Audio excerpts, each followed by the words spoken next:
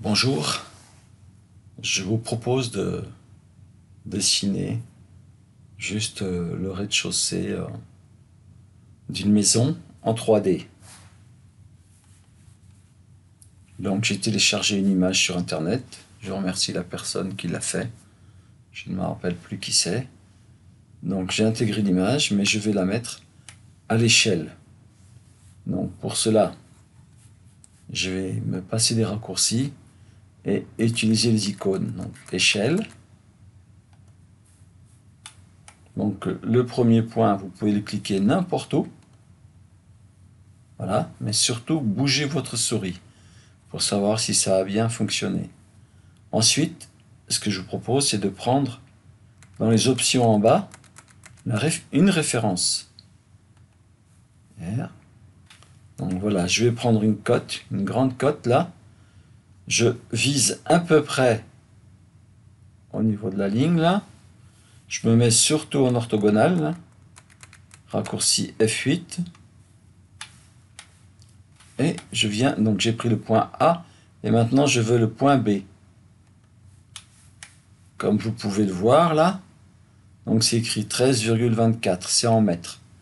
Personnellement, je suis habitué à travailler en millimètres, donc je vais mettre 13 240.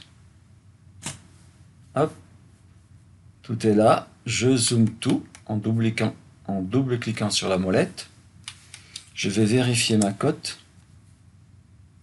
Alors là, c'est un plan de maison, je vais mettre à l'échelle 1 centième. Tout de suite. Donc voilà, je vise à peu près. Ce sont des pixels, donc c'est impossible de faire du 100%. Voilà, 13 227. Donc en ayant cliqué un petit peu par là, je zoome, je vous montre, hop. Cela me suffit. Si je veux réajuster, je le ferai après une fois que je commencerai à dessiner. Alors, je vais tracer des axes en choisissant dans le menu déroulant des calques, axe, et je vais tracer une droite. Donc le raccourci c'est DO, mais l'icône est là. Et je veux une horizontale. Et je vais la placer au point 0,0. Entrée. Je rappelle ma commande avec la barre d'espacement et je mets une verticale au point 0,0. Voilà. Maintenant, je vais me débrouiller pour déplacer l'image. Je vais choisir comme point 0, par exemple, ce lieu ici. Hop. Voilà. J'ai une base de départ propre. Une chose que je vais faire maintenant, c'est que je vais sélectionner l'image. C'est toujours pareil. Regardez bien. Si je clique au milieu, je n'ai rien. Alors, je voudrais juste effacer ça.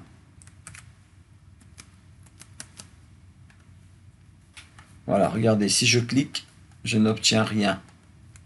Mais vraiment, si je clique là, c'est du vide pour lui. Donc, il faut toujours sélectionner le bord de l'image.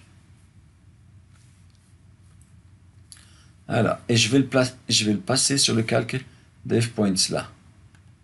C'est un calque très intéressant, car il ne s'imprime jamais. Alors, un instant, je vais enregistrer ça.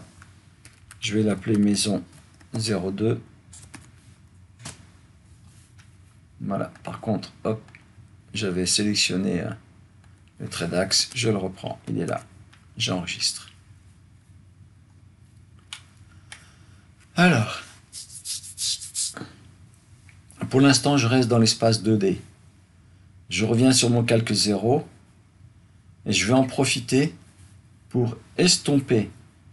Dès l'instant qu'on sélectionne notre image, on aura un menu, un onglet pardon, qui va s'afficher en haut. Voilà, et je vais estomper l'image pour qu'elle soit un peu plus invisible. Pour l'instant, on ne le voit pas, mais dès l'instant qu'on commencera à dessiner, vous allez vous en rendre compte. Par contre, je vais le verrouiller. Soit en revenant sur l'onglet début et en allant cliquer sur le cadenas, ici, pour verrouiller, ou en prenant le petit icône qui est juste là, qui s'appelle verrouiller. Je clique, je sélectionne mon objet, pas le vide, mais le bord de l'image, hop, voilà. Là, il est verrouillé. Dès que je m'approche, il montre le cadenas. Si je clique dessus et que je fais effacer, rien ne se passe. Il ne peut pas. Alors, on peut, si on sait bien pratiquer, il vaut mieux tracer avec des multilignes. Je vais passer directement à la 3D. Alors, je vais en bas à droite. Il y a dessin et annotation. Mais pour certains, il est en double. Il se retrouve en haut à gauche, ici. Là, à côté du partagé. Moi, elle est là. Je clique et je reste sur les éléments de base 3D pour l'instant. Alors, regardez bien. Je me place ici. J'ai mon point 0, 0 ici. Et là, j'ai des dimensions à respecter. On ne clique pas au hasard. Donc, regardez, je vais partir sur le polysolide directement. Avant de cliquer où que ce soit, on règle toutes les choses. La hauteur, ici en bas dans les options, si on part sur un plafond normal, donc c'est 2,50 m, donc en millimètres je tape 2500.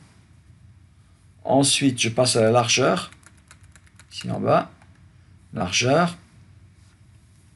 Là le garage est bien supérieur à un parpaing de 200. Pour le principe je vais rester dans la même dimension, je tape donc 200 mm, je valide. Ensuite, je vais prendre le coin justifié. Et je vais lui dire que je pars à droite, c'est-à-dire de l'extérieur. Je clique dessus, où j'écris, hop, droite. Et là, je peux zoomer. Je prends ce point-là. Je me dirige par ici. La direction où je veux aller. À gauche, à droite, vers le bas, vers le haut. Donc là, le garage est par ici. Et si vous regardez bien ici, il est écrit qu'il fait 4 mètres de large. Bien, je tape mes 4000. 4000. Je valide. Je continue à droite. Et là en bas, c'est écrit qu'en longueur, il fait 7040. 7040. Hop. Et le retour, bien sûr, je reste en orthogonale. Surtout, je ne désactive pas ici. Pour essayer de viser les 0 degrés, les 90. Non, on le bloque. Il est verrouillé, on est sûr que ce sera droit. Et je tape mes 4000. Voilà. Et je valide avec entrée ou la barre d'espacement pour terminer. Surtout pas échappe. Alors je vais juste vous le tourner pour que vous voyez. Comme ça. Je mettrai en conceptuel plus tard. Alors je reviens. Là, j'ai cliqué sur le mot haut. Il revient à plat. Surtout bien surveiller que vous êtes bien, le nord est bien au-dessus. Donc je vais reprendre mon polysolide et je vais continuer cette fois-ci pour le tour de la maison complet. Hop. Là, c'est pareil, on a une dimension ici, 784, donc 7840. Je tourne à droite. Et en haut, on nous indique ici que c'est 13240. 13240. Hop. Je descends jusque là. Donc là, on nous dit que c'est 6840. 6840. Hop. Je me déplace avec le pan en appuyant sur la molette de la souris. Et vous pouvez vous déplacer à droite, à gauche, partout. Donc, dans ce sens-là, si je remonte un peu, il est indiqué que la longueur, elle fait 5000.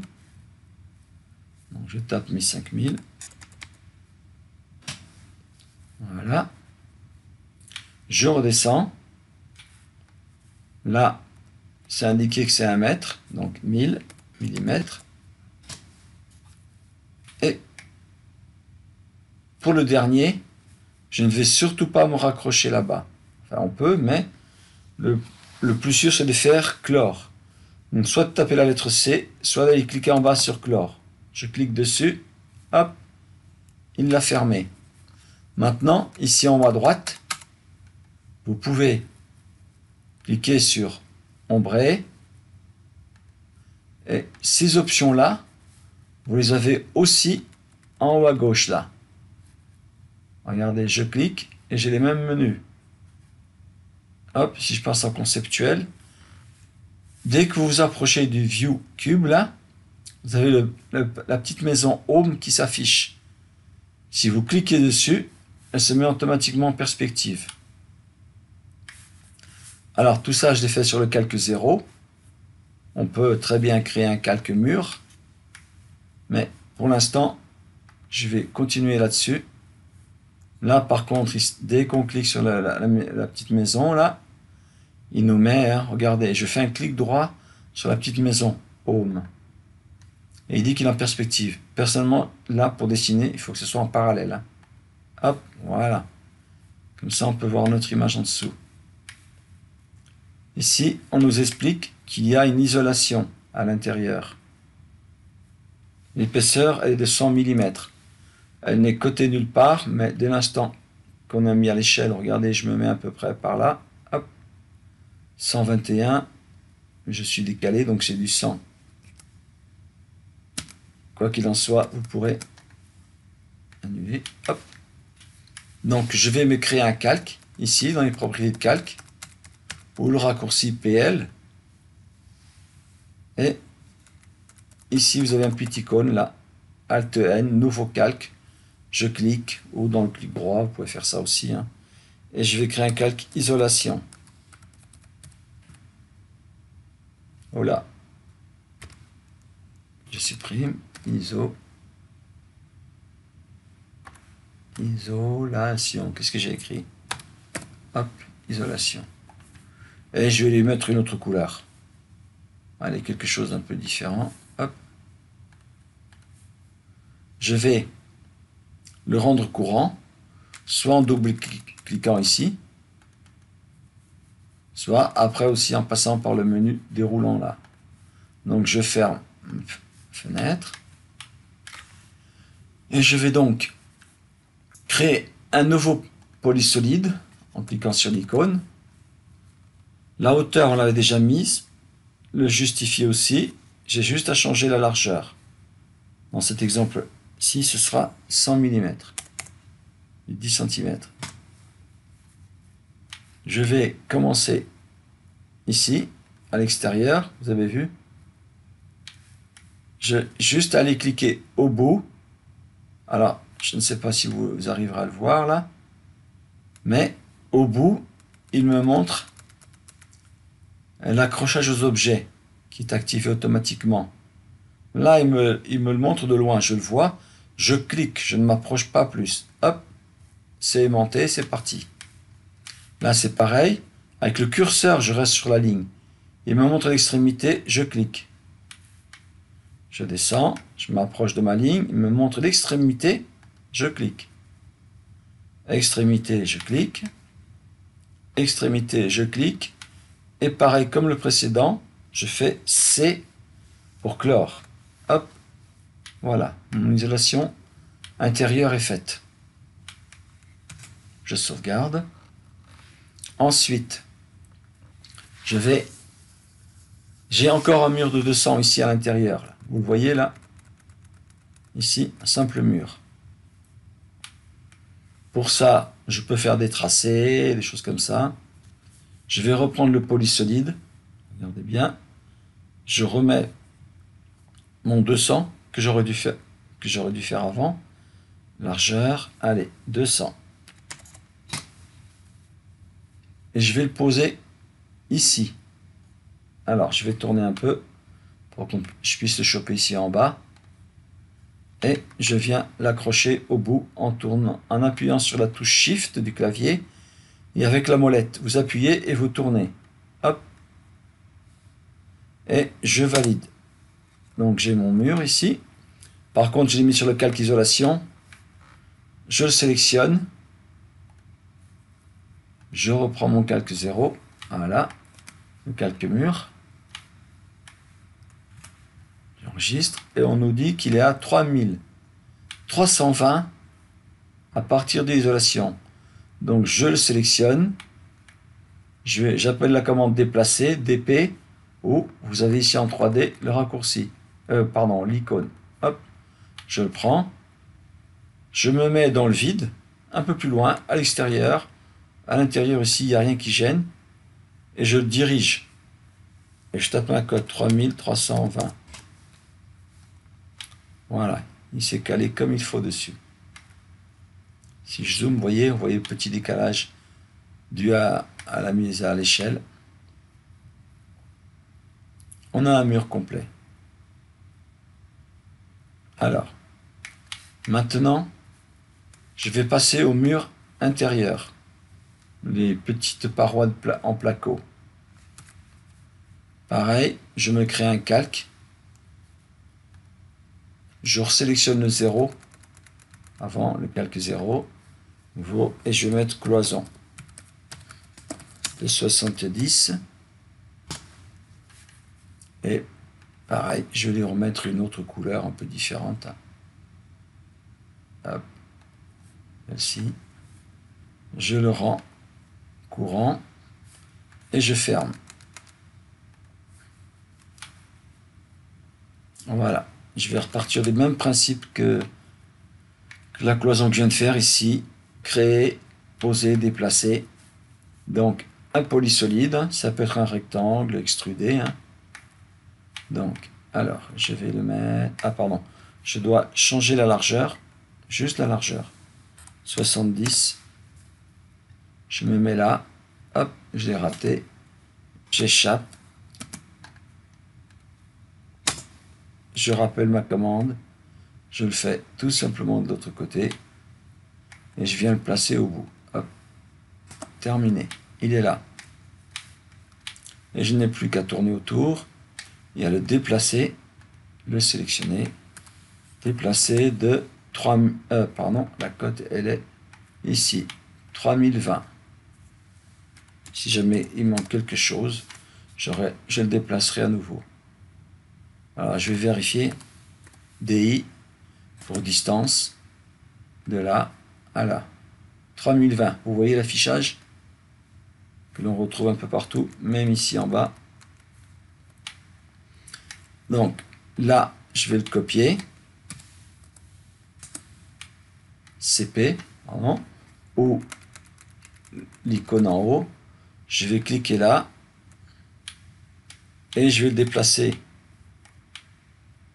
de 900 pour que vous puissiez le voir. Je vais taper 900 et vous verrez que là, on doit avoir un espace vide de 900. Ce ne sera pas juste. Je le fais pour que vous puissiez vous rendre compte. Ah, là, il me l'aurait pris. Alors, voyons voir. Ah, c'est bien ça, ça fait 830. Pourquoi? Parce qu'il manque l'épaisseur de la cloison. Donc, je vais le déplacer encore. Donc, de 70. Il aurait fallu le déplacer de 970 tout de suite. Voilà, vous voyez? Et la cote était bien accrochée, elle a bien suivi. Je vais la supprimer.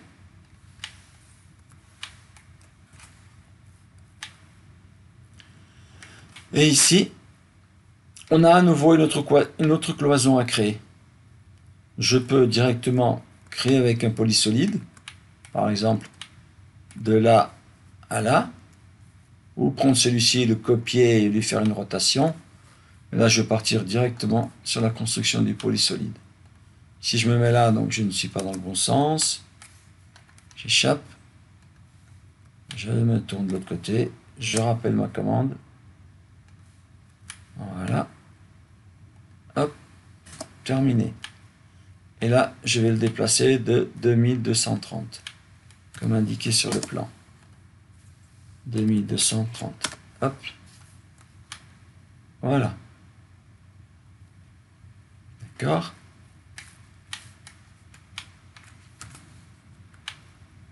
Ensuite, je vais passer à ce côté-ci. Alors, je vais, regardez bien, je vais faire un simple polysolide. De là à là, je vais déjà lui donner la cote qui est de 4520. 4520. Là, et de l'autre côté, c'est 3040. Je m'éloigne toujours avec mon curseur, si possible. 3040. Entrée et entrée pour valider. Je n'ai plus qu'à le placer, tout simplement, avec le raccourci clavier DP ou l'icône ici DP. Je le prends, je le pose là, il me montre que je suis à la perpendiculaire. J'accepte, je clique. Et je n'ai plus qu'à ramener celui-ci. Je le sélectionne, je rappelle ma commande, hein, je ne retourne pas sur l'icône. Je clique dans le vide pour l'instant, juste pour le déplacer. Je rappelle ma commande, je le reprends là, hop, et je vais le remettre à la perpendiculaire. Voilà. Il est placé, donc il y a toujours le décalage. Ah, peut-être qu'il manque une cote. Alors je vais revérifier. Non, il est bien 3040. Donc c'est vraiment le décalage de l'échelle. On a nos cotes. Vous voyez? Alors ça c'est quoi? 4550. Pourquoi je suis à l'intérieur? Pour 4520. Que s'est-il passé? 4550, j'ai 30 mm de plus. Alors, allons voir ça. Plus bizarre, parce que là, ça a l'air d'être bon. Je vais reprendre. Et je vais retirer les 30 mm. Alors, dans quel sens?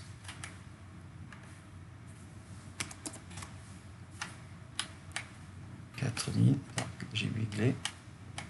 4520. Ah, j'ai retiré ça. Hop, j'annule. 4450. C'est moi qui me suis trompé dans la cote. Alors, je ne vais pas m'embêter. Je vais tracer une droite verticale ici. Je vais l'accrocher à l'intérieur. Et je vais faire un décalé de 4520, 4520. Hop. Je vais voir où ça tombe. Ça tombe quelque part par là. Je vais déplacer tout cela. Ah, en fait, je dois juste le rallonger. J'étais parti à l'envers. Hop. Je supprime mes traits de construction maintenant. Allez, poubelle. Et je vais redéplacer ici le bout à la perpendiculaire. Voilà. Maintenant, j'ai toutes mes bonnes cotes. Je les supprime pour l'instant. La cotation, si possible, à la fin. Et là, j'en ai un autre. Alors, je ne connais pas la cote de là à là, donc je vais partir d'ici. Je vais remettre une autre cote horizontale de là à là.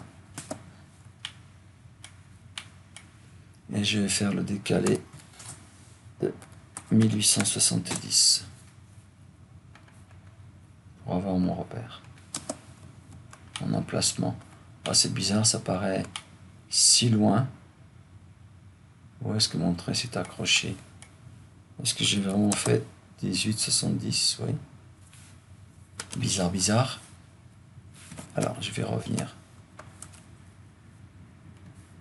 là et je vais tourner pour être au nord. Pourquoi le 1870? Ah ok, je l'ai mal placé. Donc je vais juste le redéplacer. Je ne sais pas pourquoi il s'est accroché là, mais hop. Voilà. Je vais coter quand même pour me rendre compte si c'est vrai. 1870, ok. Eh bien, je vais reprendre mon polysolide.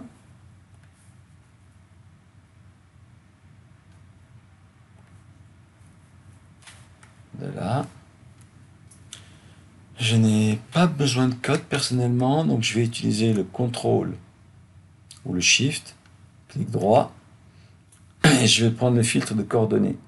Je commence par le X, ma longueur, alors c'est ça plus ça, et en Y de ça.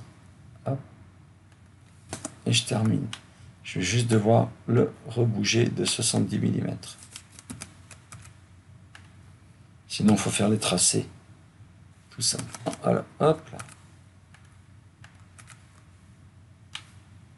Je vais juste le reprendre ici à la base, prendre le point du milieu et étirer de les 70 qui manquent. Et entrer. Voilà. Voilà, c'est modifié.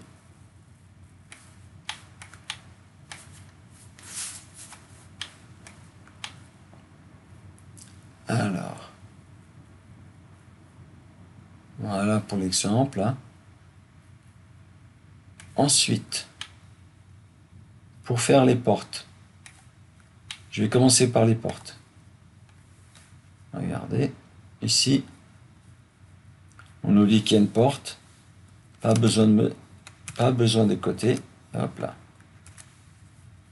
On nous dit que cette porte fait 90 de large. Allez, pour faire la découpe, hein, quelles que soient les découpes que l'on peut faire, on pourra toujours les modifier avec l'outil appuyer et tirer. Je vais simplement refaire, regardez, il y a des outils qui sont prêts. Je vais prendre la boîte là, en haut à gauche, le premier point, et ensuite, hop,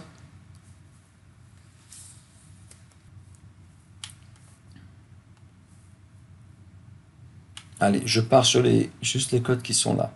Donc, le 90 du 900. Et de l'autre côté, on a un mur de parpaing qui fait 20 cm, 200. Mais je vais y mettre un peu plus. Allons-y. Et pour l'exemple, je vais vous mettre 500. Et la hauteur qui est demandée, donc, comme indiqué ici, 2,15 m. Donc, 2150. Entrée. Valider.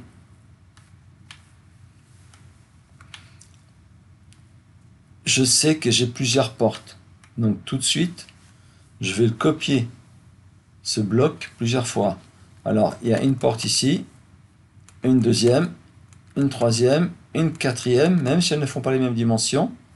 Donc on en a 4, 2 ici, 2 dans le garage, encore 2 ici, donc 2, 4, 6, 7, et la 8e, il n'y a pas de découpe, mais on va pouvoir le prévoir ici. Donc, allez, je vais en copier, allez, on va dire une dizaine, hein, qui serviront même pour les doubles portes.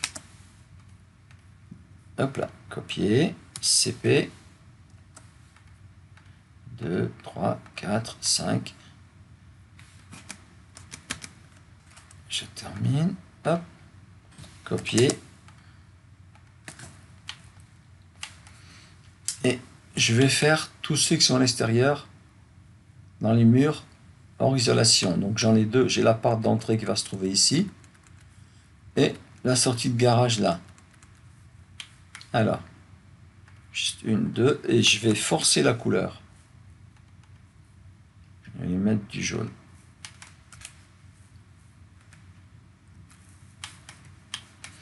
Je n'ai plus qu'à le prendre et le déplacer là-bas. Alors, je vais repasser en mode filaire, et en attendant, je vais cacher mon image. Je sais qu'il y aura une porte de placer ici et une porte là-bas. Donc, je vais dans les calques et je masque mon calque DevPoint. Voilà. Le fait de le mettre en filaire nous permet de passer à travers les objets. Regardez, je clique, j'emmène là et je vais la poser juste ici à l'instant. Je le resélectionne, je rappelle ma commande simplement, je le déplace à la perpendiculaire. Et ici, alors sur le plan, il était indiqué que, hop, je reviens, je ramène le calque DevPoint, que la porte elle est placée à 15 cm du bord, donc 150 mm. Je vais le déplacer de 150. Voilà. Par contre, je vais prévoir tout de suite le même de l'autre côté pour découper l'isolation. Pour ça, je vais utiliser la commande miroir. MI, tout simplement. Je valide. Je prends le point, je me déplace et il apparaît de l'autre côté. Je clique, je valide. Alors, je vais vous le remettre en ombré, vous voyez. Et je vais même le changer de couleur, celui-ci, pour que vous puissiez voir la différence. Allez, un vert, hein, au choix.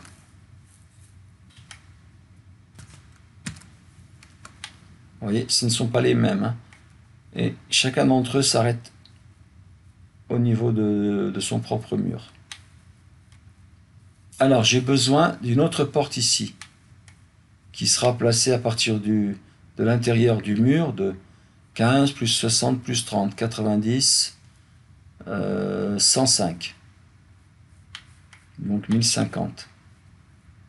Dans ce cas-là, je vais reprendre celui-ci. Et je vais, par contre, je vais le tourner. Soit en utilisant l'outil rotation, RI, juste à le faire tourner d'un seul coup.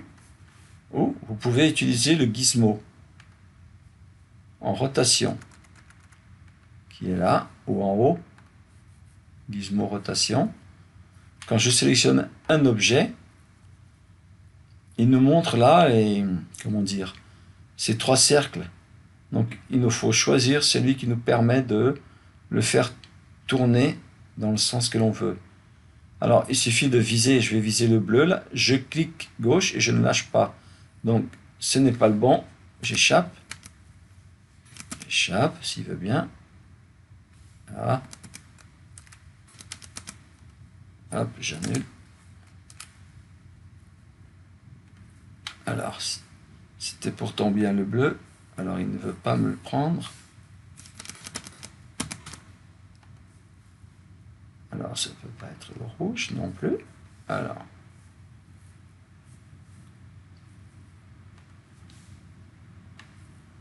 Ah ben, il me fait tous tourner dans le même sens. Ça ne va pas. Alors, il faut que je zoome plus près. C'est ça. Voilà. Hop, on le tourne. Donc lui, je vais le déplacer, DP. Je vais prendre ce point externe ici et je vais le ramener directement là. Vous voyez, je suis au loin. Je clique, il y va. Je n'ai plus qu'à le déplacer. DP de 1050. Et je peux même faire en sorte, en le déplaçant à nouveau, qu'il dépasse de chaque côté. Car tout ça va servir à la découpe. J'enregistre. Et ici, on nous dit qu'il y a une porte de garage qui fait combien celle-ci? 2,40 m par 2 m de haut. Eh bien, là, je vais prendre celui-ci. Pareil, je vais le remettre en jaune.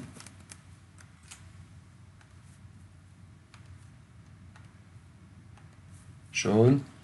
Et au lieu d'avoir 900 de longueur, eh bien, j'aurai 2400. Voilà. Pareil, je le déplace. Alors, je vais le récupérer tout de suite. De là ou de là, de l'intérieur, 90. Hop, je le déplace. De là à là. Et je le resélectionne, je valide pour rappeler ma dernière commande déplacer. Et je le déplace de 900. Voilà. Toujours pareil, je peux le déplacer un peu.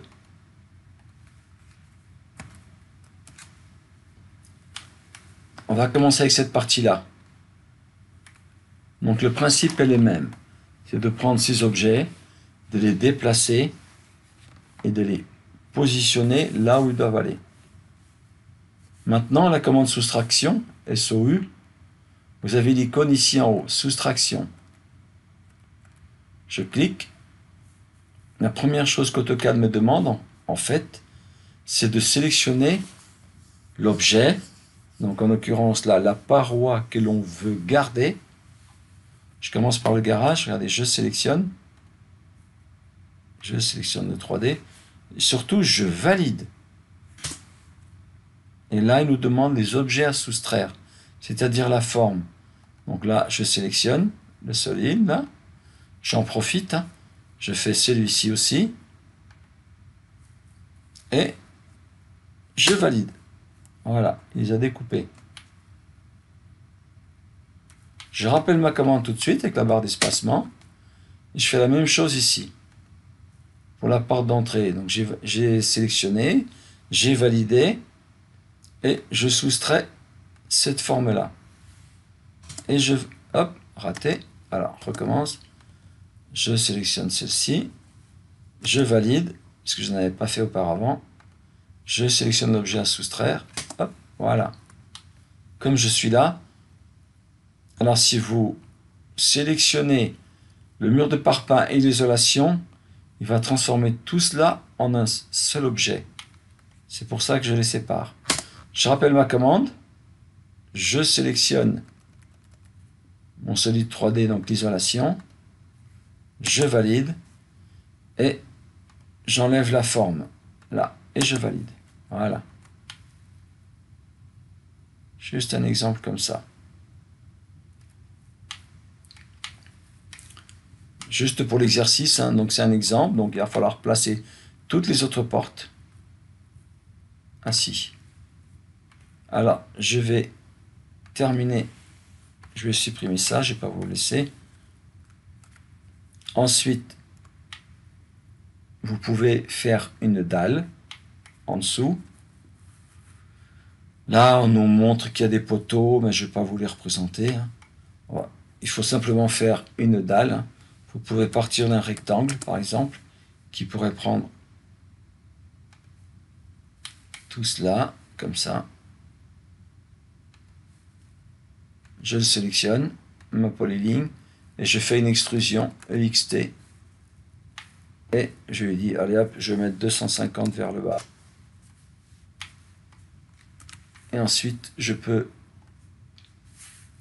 geler, regardez, geler avec le petit soleil mon JPEG. Hop.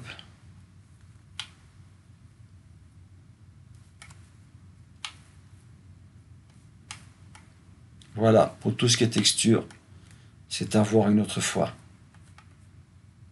Voilà, je vous souhaite un bon travail.